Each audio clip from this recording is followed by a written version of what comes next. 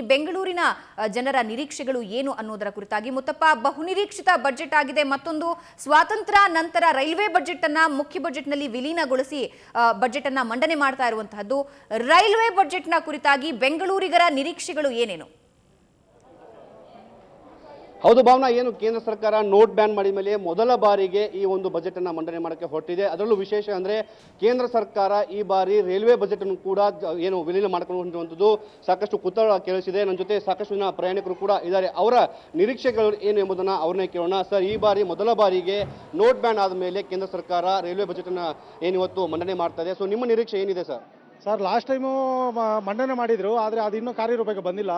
ಮೊದಲು ಅದು ನೆರವೇರಿಸಲಿ, ಆಮೇಲೆ ಸಬರ್ಬನ್ ರೈಲು ಬೆಂಗಳೂರಿಗೆ ಬೇಕಾಗಿದೆ, ಅದನ್ನ ನೆರವೇರಿಸ್ಕೊಡ್ಬೇಕಾಗಿ ಕೇಳ್ತಾರೆ. ಓಕೆ ಸರ್, ನಿಮ್ಮ ನಿರೀಕ್ಷೆಗಳು ಏನಿದಾವೆ ಸರ್? ನೀವು ನಿಮ್ಮ ಪ್ರಕಾರ ಏನು ಮಂಡನೆ ಮಾಡಬೇಕು? ವಿಶೇಷವಾಗಿ ರೈಲು ಬಿಡಬೇಕು ಮತ್ತು ರೈಲು ಸಾಲ.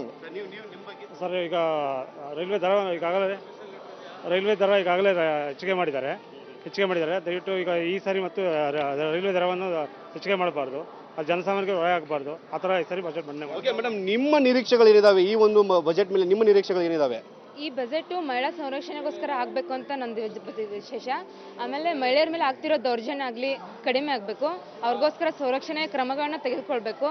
ಆಮೇಲೆ ಮಹಿಳೆಯರಿಗೋಸ್ಕರ ವಿಶೇಷವಾದ ಕ್ರಮಗಳನ್ನ ಕೈಗೊಳ್ಳೋದ್ರ ಮೂಲಕ ಈ ಬಜೆಟ್ ಸ್ಟಾರ್ಟ್ ಆಗಬೇಕಂತ ನಮ್ಮದು. ಎಸ್ ಭಾವನಾ, ಇದು ಒಂದು ಜನರ ನಿರೀಕ್ಷೆಗಳು. ವಿಶೇಷ ರೈಲುಗಳು ಬರಬೇಕು, ಅದಕ್ಕಿಂತ ಮುಖ್ಯವಾಗಿ ಹಿಂದೆ ಸರ್ಕಾರ ಮಾಡಿದಂತಹ ಏನು ಯೋಜನೆಗಳನ್ನು ಅನುಷ್ಠಾನಕ್ಕೆ ತರಬೇಕು ಅನ್ನುವ ಮಾತುಗಳು ಕೂಡ ಈಗ ಪ್ರಯಾಣಿಕರು ಹೇಳ್ತಿರುವಂಥದ್ದು ಭಾವನಾ.